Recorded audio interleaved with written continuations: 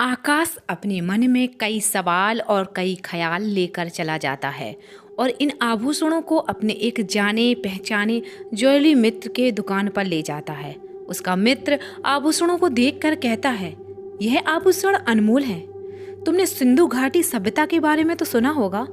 यह आभूषण इसी कला के हैं। देखो, इनकी डिजाइन, इन पर चिन्ह और इन पर जो लिपि अंकित है वह सिंधु घाटी सभ्यता की है। यह आभूषण लगभग 5000 या 6000 वर्ष पुराने हैं। दुनिया के बड़े बड़े रिसर्च वैज्ञानिक इतिहासकार तुम्हें इन आभूषणों की मुंह मांगी कीमत दे सकते हैं। मुझे केवल 5 करोड़ रुपया चाहिए। आकाश ने कहा, अरे बस 5 करोड़?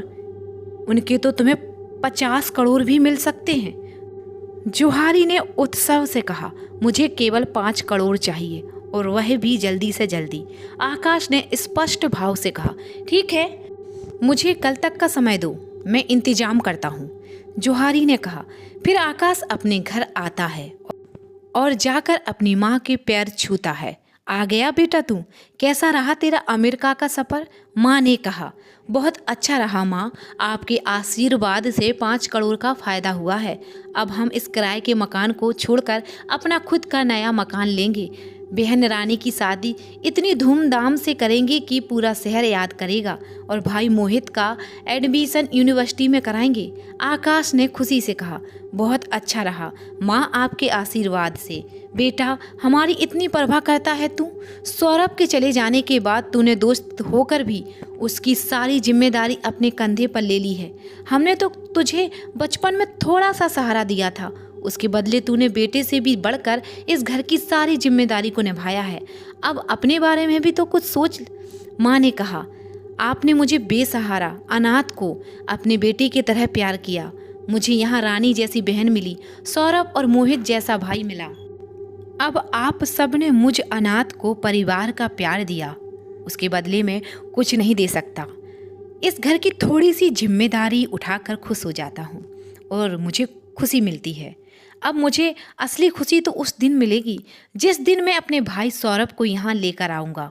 आकाश ने कहा, 2 साल बीत गए हैं उसे गए, आज तक कोई खबर नहीं आई। पता नहीं अब तक जिंदा होगा भी या नहीं। माँ ने रोते हुए कहा, मेरा दिल कहता है वह जिंदा है और मैं उसे जल्दी ही ढूंढ लाऊंगा। आकाश ने माँ के आंसू पोंछते हुए कहा। फिर आकाश अपने गुरु के पास जाता है। इस वक्त गुरुदेव एक पेड़ के नीचे ध्यान में मग्न हैं। वह बिना कुछ कहे चुपचाप उनका हृदय में प्रणाम कर सामने बैठ जाता है। कुछ देर बाद गुरुदेव ध्यान तोड़ते हैं और देखते हैं आकाश उनके सामने हाथ जोड़े प्रार्थना भाव से बैठा है। मिलाए तुम कामनी से? गुरुदेव ने पूछा। जी गुरुदेव, तुम मेरे पहले शिष्य हो जो वापस आ गए हो, क्योंकि जो भी 20 वर्ष युवक कामनी के पास जाता है वह उसे अपना गुलाम बना लेती है। फिर वह कभी लौटकर नहीं आता और अपना सब कुछ हार जाता है।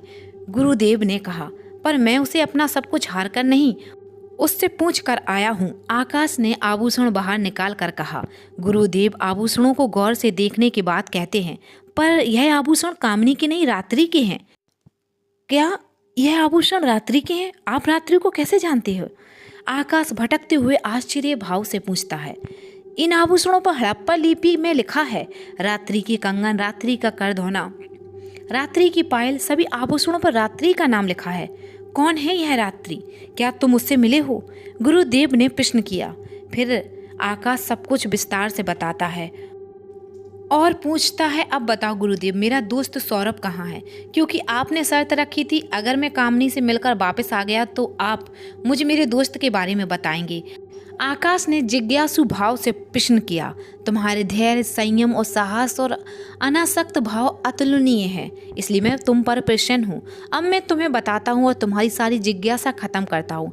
लगभग 2 वर्ष पहले मैं हिमाचल से अपनी साधना कर रहा था। उसी ट्रेन में तुम्हारा दोस्त और उसके 3 साथी भी थे, जो अपनी जवानी की ऊर्जा को शराब के घूंट और सिगरेट के धुएं में उड़ा रहे थे। वह चारों अपनी जवानी के नशे में इतने चूर थे कि उन्हें सही गलत तक का होश नहीं था। उनकी बदतमीजी, बेशर्मी से उस ट्रेन में मौजूद आसपास के सभी लोग परेशान थे। तभी हमारी ट्रेन एक स्टेशन पर रुकती है और तुम्हारा दोस्त सौरभ भी नीचे उतर जाता है। एक महिला दूसरे दोस्त से कहती है, वह परदेसी बाबू वापस ट्रेन में आ जाओ। इस गांव में एक चुड़ैल रहती है जो 20 साल के लड़के का दिल निकाल कर खा जाती है। उस महिला की बात सुनकर दूसरा दोस्त कहता है, सच में? आ जाओ मेरे दोस्तों, आज इस गांव की चुड़ैल के साथ रासलीला मनाएंगे और फुल एंजॉय करेंगे। फिर वह तीनों युवक भी ट्रेन से नीचे उतर जाते हैं और गांव की तरफ बढ़ने लगते हैं। चारों के उतरते ही काले बादल काल की तरह पूरे गांव में छा जाते हैं। तेज बारिश होने लगती है और बिजली कड़कती है।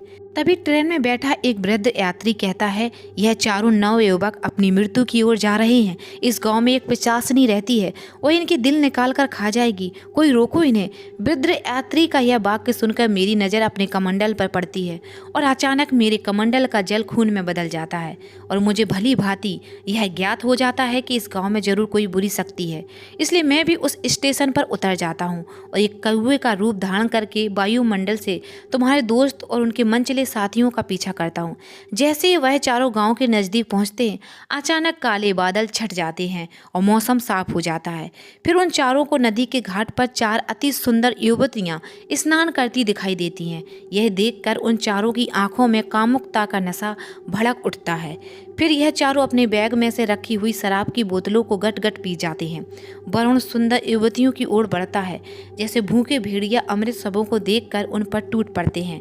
ठीक उसी प्रकार यह चारों उन सुंदर युवतियों का शिकार करने की अभिलाषा से उनकी ओर बढ़ते हैं, पर वह चारों अर्धनंग सुंदरियां उनको अपनी ओर आता देखकर भी भयभीत नहीं होती, बल्कि वह अपनी सुंदर मुस्कान से मानो उनको अपनी ओर आमंत्रित कर रही थी। उनमें से एक युवती ऊंचे स्वर से मुखातिब होकर कहती है, अगर तुम्हारा दिल सच्चा हो तो ही हमारे पास आना, हम झूठे दिल वालों की कदर नहीं करती। उन चारों अति सुंदर युवतियों के गोरे बदन पर काले वस्त्र लिपटे थे, इस कारण इनका गोरा रंग ऐसा चमक रहा था जैसे अंधेरे में कोई दीपक चमकता है। उनके उभरे हुए स्तन, कसा हुआ संतुलित बदन देखकर ये चारों अपना होश खो बैठते हैं और चारों पानी में एक साथ कूद जाते हैं। तभी एक युवती साहस के साथ कहती है, ओ परदेसी बाबू, तुम्हारे शहर की लड़कियां ऐसी वैसी होंगी, हम गांव की लड़कियां शादी के बाद ही मिलन करती हैं। अगर हमसे मिलन करना चाहते हो तो पहले हमसे शादी करनी होगी। पर नशे में धुत यह चारों उनकी एक भी नहीं मानते और जिनके हाथ जो युवती लगती है उसके साथ बेशर्मी हरकतें करने लगते हैं। अपनी लाज को बचाने के लिए वह चारों युवतियां जोर जोर से सहायता की पुकार करने लगती हैं, पर वहाँ मानो उन चारों की पुकार किसी को सुनाई नहीं दे रही थी। फिर यह चारों जोर जबरदस्ती से उन अति सुंदर कोमल युवतियों को घसीटते हुए नदी से बाहर ले जाते हैं और जो जबरदस्ती करने लगते हैं। तभी अचानक उन चारों युवती के सुर बदल जाते हैं और उन चारों से प्रेम पूर्वक निवेदन करती हुई कहती, हमारे गांव की यह परंपरा है कि जो युवक हमें नदी से जबरदस्ती बाहर निकाल कर लाता है हम उसे मिलन करती हैं, इसलिए हम तुमसे मिलन करने की इच्छुक हैं। चारों गांव के खंडरों में चलते हैं, वहाँ कोई भी आता जाता नहीं है, वहाँ हमें मिलन करने में कोई परेशानी नहीं होगी। फिर वह चारों युवक उन चारों युवती को अपने हाथों में उठाकर ले जाते हैं और उन युवतियों के बदन पर जो थोड़े से कपड़े शेष थे उन्हें निकाल कर फेंक देते हैं। अति सुंदर स्त्रियों को निर्वस्त्र देखकर उन चारों के मुंह से लार टपकने लगती है और जैसे नरम हड्डी को देखकर कुत्ते की लार टपकती है। यह चारों युवक युवतियां जिस्मानी संबंधों की सारे हदी पार कर देते हैं और अपनी वासना को पूर्णतः शांत करते हैं। मिलन हो जाने के बाद चारों युवतियां उन चारों युवकों से विवाह की इच्छा प्रकट करती हैं और उनका प्रस्ताव सुनकर वह चारों युवक जोर जोर से हंसने लगते हैं और एक स्वर में अलग अलग स्थान पर एक साथ कहते हैं, गांव की बेवकूफ़ लड़कियां, हमारे लिए किसी से भी मिलन करना एक साधारण बात है, पर सच कहूँ तो तुम्हें जो नशा है, मज़ा है, वह शहर की लड़कियों में नहीं है। जिंदगी भर याद रहेगा आज का दिन। युवक ने कपड़े पहनते हुए कहा, अगर जिंदगी रहेगी तो जिंदगी भर याद रखोगे आज का दिन। युवतियों ने कहा, चारों को मार कर यहीं दफना देंगे, किसी को भी पता नहीं चलेगा। अगर जान प्यारी हो तो चुपचाप रहना, ऑल द बेस्ट, बाय, कभी मन किया तो फिर आएंगे, युवक ने कहा। तभी चारों युवकों के कानों में उन युवतियों के हंसने की आवाज़ सुनाई देती है और जैसे ही वह चारों युवक पलट कर देखते हैं तो उनके होश उड़ जाते हैं, क्योंकि उन चारों युवतियों के मुँह से सिंह जैसे बड़े बड़े नोकीले दांत उभरे हुए थे। उन युवतियों ने पिशाचिनियों का रूप धारण कर लिया है। उनका यह भयानक रूप देखकर चारों के पसीने छूट जाते हैं। तभी वह युवतियां अलग अलग स्थान पर एक साथ एक ही समय में उन चारों में से एक ही बात कहती हैं, शहर की भेड़िए, तुम्हें क्या लगता है तुम्हें क्या लगता है तुमने हमारा शिकार किया है? और इस शिकार को तो हम करते हैं तुम जैसे बेवकूफ़।